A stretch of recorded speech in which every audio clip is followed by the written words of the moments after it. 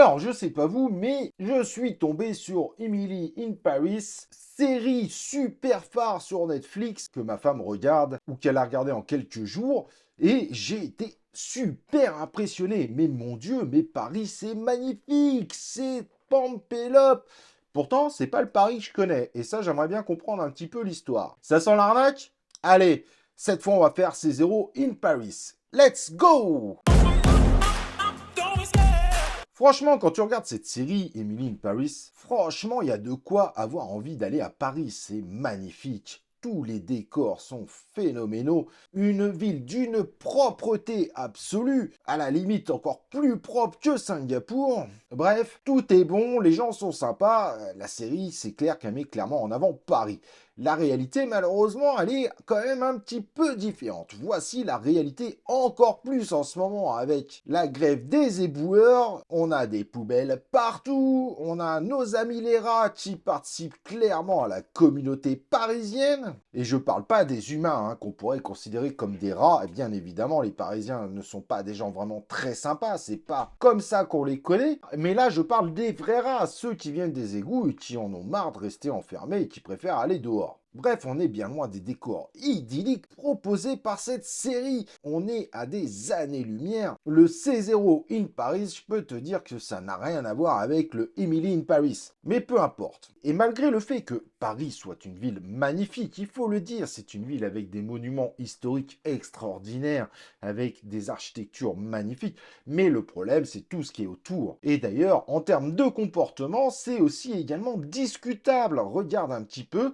nos amis japonais. Combien de Japonais, après un voyage à Paris, reviennent et ont besoin d'aller voir un psychologue? Et c'est véridique, c'est malheureusement vrai, parce qu'ils s'attendaient à un Paris magnifique, peut-être une image un petit peu à la Emily in Paris, et la réalité, c'est qu'ils ont vécu le C0 in Paris. Exemple type, tu arrives à l'hôtel, tu as plein de bagages, tu es fatigué évidemment. Tu as mis 3 heures à sortir de l'aéroport Charles de Gaulle, le pire que je connaisse tout simplement en termes d'organisation.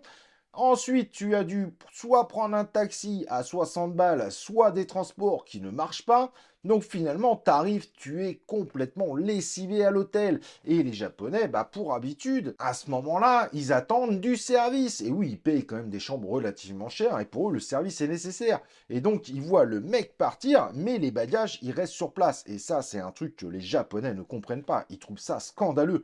Comment ça se fait que le réceptionniste ne prend pas les bagages et ne les monte pas jusqu'à la chambre? Et ça, encore un traumatisme supplémentaire. L'accueil, c'est quand même pas ça à Paris, faut être honnête. Et quand ils se baladent avec leurs cartes ultra complexes, malgré le fait que les métros à Tokyo sont bien plus complexes encore que ceux de Paris et de loin, quand ils demandent gentiment un renseignement à un gentil Parisien, le gros problème, c'est que le gentil Parisien a un anglais plus que limité. Alors, il faut être honnête, les Japonais, l'anglais, c'est pas ça non plus. Mais voilà un petit peu l'indication que donne le mec. You go là, after you go vers là, and after you continue, and after you go là. And after 800 meters, you find the resto. And you see the resto easy to see. Resto is rouge with écrit restaurant. Et tu m'étonnes, le japonais, après, il a toujours strictement mais rien compris. Il est obligé de traverser Paris. Il cherche son restaurant désespérément. Et tout ça le rend fou. Et à côté de ça, quand il rentre évidemment dans ce fameux métro pour réussir à retrouver évidemment son chemin, les pickpockets. Et oui, parce que Paris est évidemment une ville très ouverte. On aime bien se piquer les choses entre nous, mais à un point qui est phénoménal.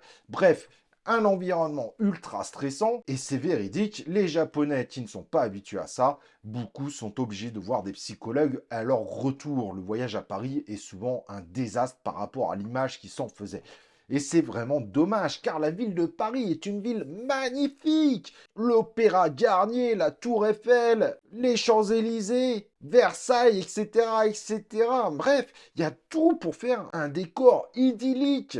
Mais la réalité, malheureusement, est très très très loin de ça. Bref, le C0 in Paris, si j'en faisais une série, je peux te dire que les gens dans le monde entier, si ça devenait connu, ne voudraient plus mettre les pieds à Paris. Pourtant, il y a quand même malgré tout, il faut être honnête, de très belles choses à y faire et à y voir. Dommage pour Anne Hidalgo, mais soyons clairs, Emily in Paris, c'est clairement de la fiction. C'est autant de la fiction, évidemment, qu'Inception. Allez, n'oublie pas de liker cette vidéo, de t'abonner à la chaîne YouTube et évidemment d'activer les cloches de notification. Et on se retrouve pour la prochaine vidéo de C0 en action.